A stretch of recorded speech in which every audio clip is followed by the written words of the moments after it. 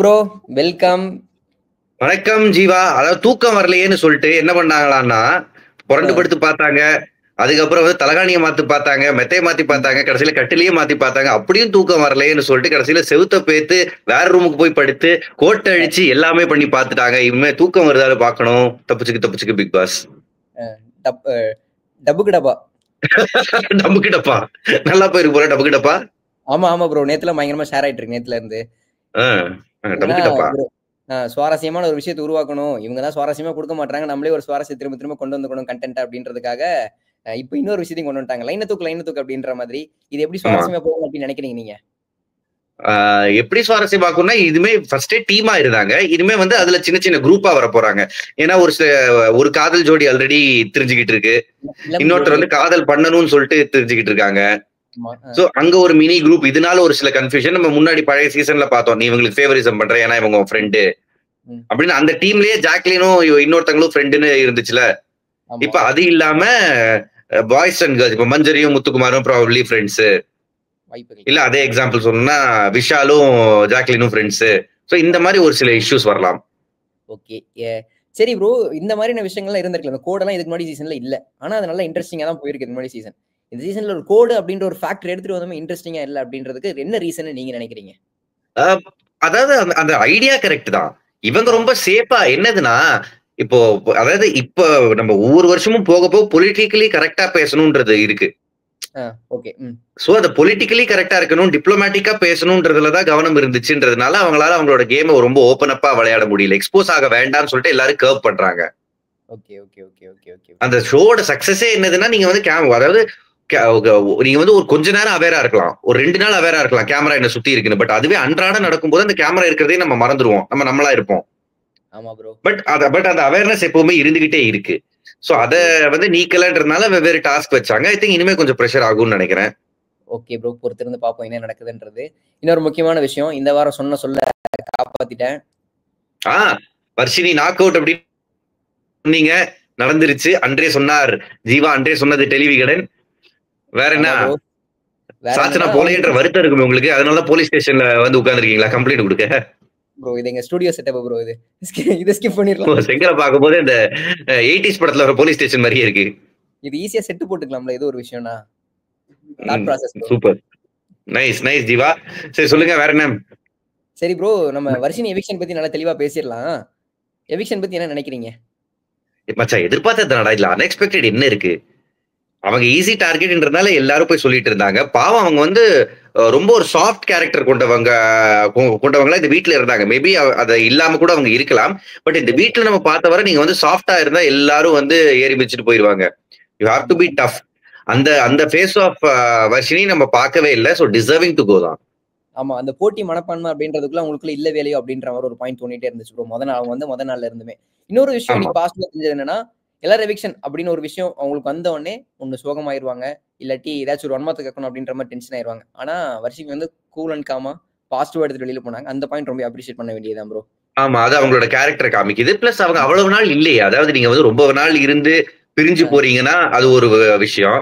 இல்ல நீங்க வந்து அவங்க ரியா மாதிரி வந்து இது ஒரு பெரிய கனவு அப்படின்னு நீங்க வந்து அது வந்து 2 வாரத்திலேயே போச்சுன்னா அது வேற ஒரு எமோஷனை காட்டும்.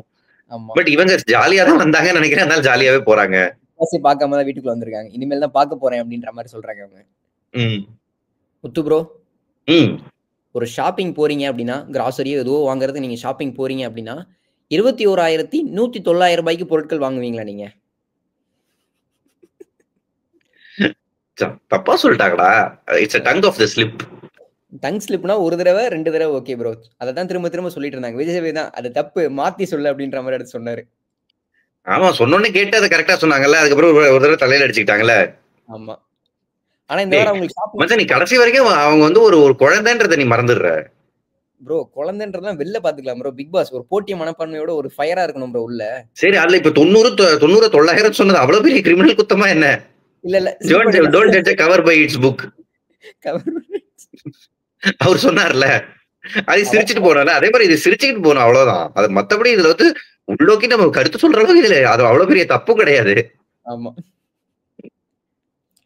இந்த வாரம் ஷாப்பிங்ல உங்களுக்கு ஒரு பயங்கரமான அடி விழுந்துச்சு தெரியுமா? இந்த வாரம் கிராசரி ஷாப்பிங் போகணும் அப்படின்னோடனே சாச்சனா வந்து நான் போறேன் அப்படின்ற மாதிரி பிடிவாதமா இருந்தாங்க. அதுக்கப்புறம் பயங்கரமான அடி விழுந்துச்சு. உனக்கு தான் தெரியாடி நீ பேசாம இருக்கலாம் அப்படின்ற மாதிரி எல்லாரும் டென்ஷன் ஆனாங்க. அதுக்கு எல்லாத்துக்கும் இன்னைக்கு ஒரு தெளிவான விடை கிடைச்சிருச்சு அப்படின்னு தான் சொல்லணும்.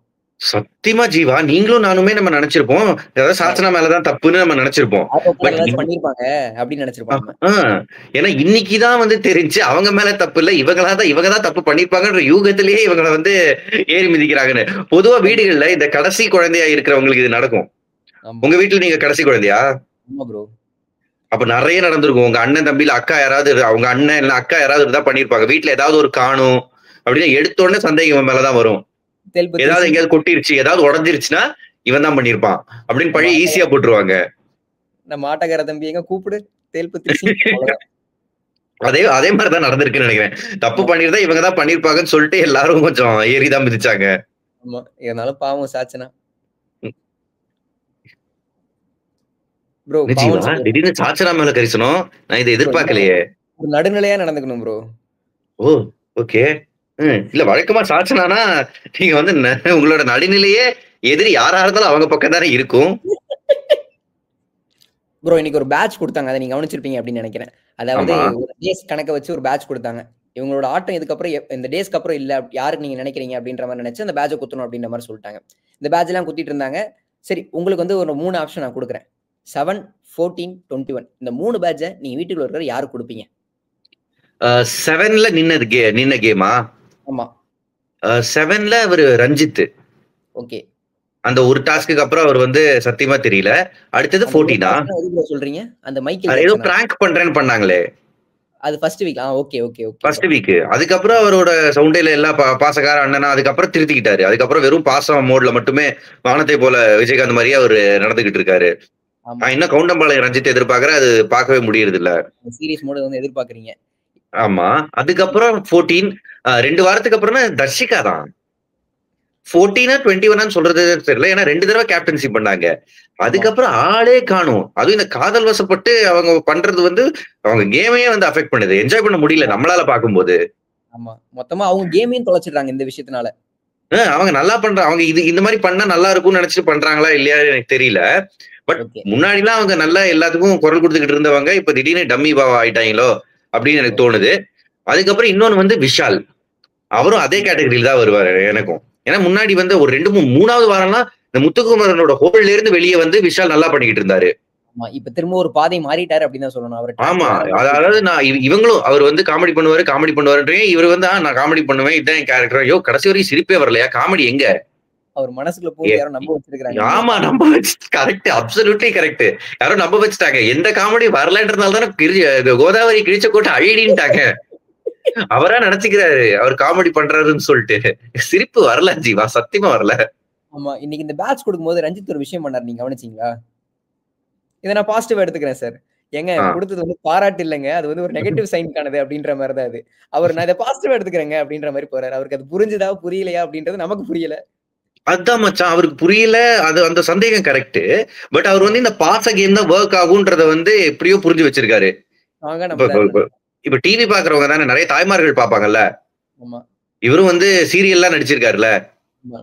இன்னும் பார்க்கும்போது இவர் எவ்வளவு நல்லவருப்பா அப்படின்னு நினைக்க முடியும்ல. மேபி அந்த ஒரு ஃபீல் அவர் கொடுக்கணும்னு நினைக்கிறாரோ.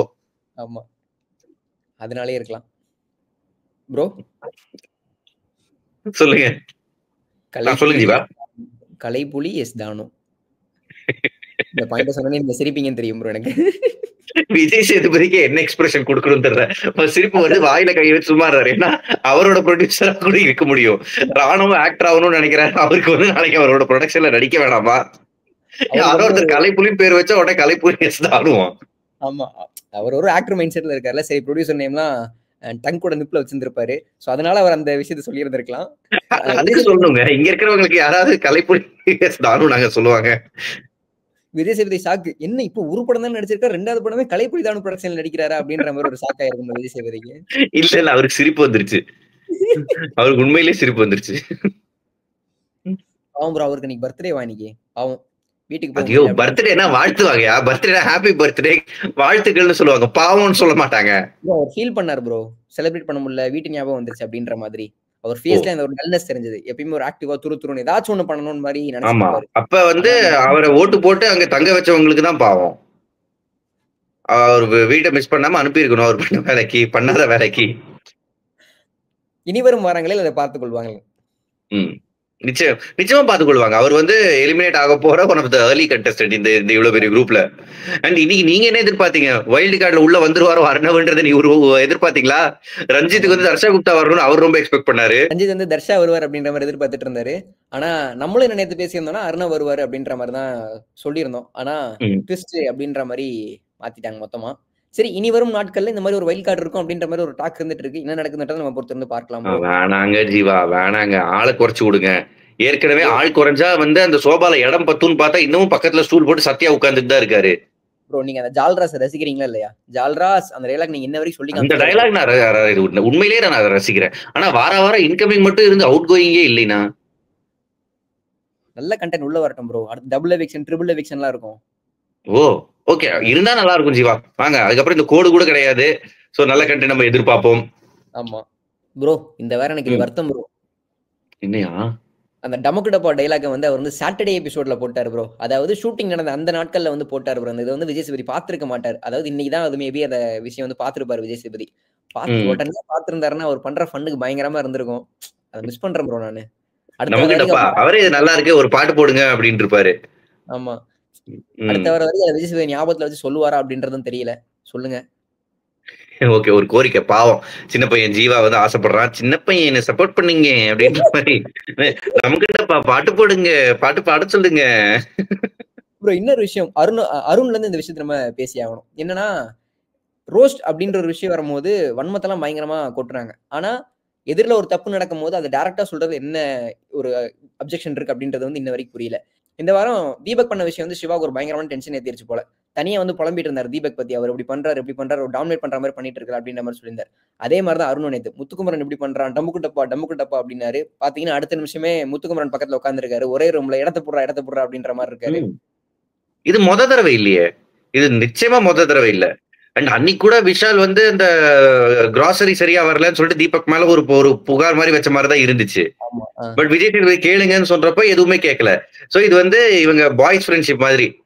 அதாவது பண்ணி இப்போ நம்ம குரூப்ல ஒரு 4 பேர் இருக்கோம், நீ பண்ண, நீ ஏதாவது மோசமா பண்ண, ஐ மீன் மோசமான ரொம்ப மோசமா இல்ல, ஏதாவது எனக்கு அதிருப்தி தர மாதிரி ஒரு விஷயம் பண்ணீங்கன்னா, டேய் இவன் பண்ணிட்டான்டா இப்படி அப்படின்னு நம்ம ஃப்ரெண்டு கிட்ட சொல்லுவோம். அவங்க கிட்ட நிறைய தடவை சொல்ல மாட்டோம். அந்த மாதிரிதான் அவங்க பண்றாங்க. ஏன்னா இந்த 100 நாள் முடிஞ்சதுக்கு அப்புறம் நீ யாரோ நான் யாரோன்னு போயிருவாங்க. இந்த நேரத்துல எதுக்கு இதை போய் சொல்லி இது ஒரு விஷயமா உருவாக்கணும்னு நினைச்சுக்கிட்டு இருக்காங்களோ என்னமோ. ஒரு இன்ட்ரெஸ்டிங்கான ஃபேக்டர் வரட்டுமே ப்ரோ, அதான் எதிர்பார்த்துட்டு. வரும் எவ்வளவு நாள் தான் உள்ள அடக்கி வச்சிருப்பாங்க. இவங்களோட வன்மத்தை எல்லாம் பாத்தீங்களா? ஒரு தடவை சௌந்தர்யா கிடைச்சானா எல்லாத்தையும் இறக்குனாங்க, ஒரு தடவை மஞ்சரி கிடைச்சானா ஒட்டுமொத்தமா இறக்குனாங்க.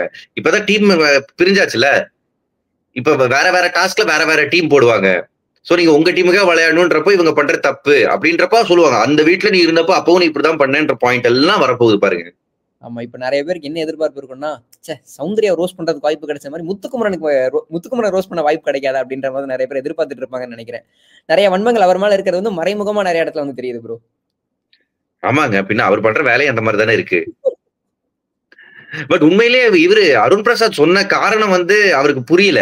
ஏன்னா அவர் வந்து முத்துக்குமரன் ஏன் போய் சாச்சனாவை போய் சமாதானம் படுத்துறாரு கேட்டாரு. சாச்சனா தான் முத்துவண்ணாவை கூப்பிடுங்கன்னு கூப்பிட்டு விட்டுச்சு. அந்த பாயிண்ட் இவருக்கு தெரியல போல. அண்ட் ரஞ்சித்லாம் அங்கதான் இருந்தாரு, அவரா சொல்லியிருக்கலாம். அங்கேயும் இருந்தாரு இங்கேயும் இருந்தாரு. அவர் சொல்லவே இல்லை, இல்லப்பா அந்த பொண்ணு தான்ப்பா கூப்பிட்டுச்சுன்றத சொல்லிருக்கலாம்ல. அதான் சொல்லவே இல்லை. சரி ஓகே, அவரு டூ நத்திங்ல அவர் 5 ஸ்டார் சாப்பிட்டு இருந்தாரு நினைக்கிறேன். Do nothing.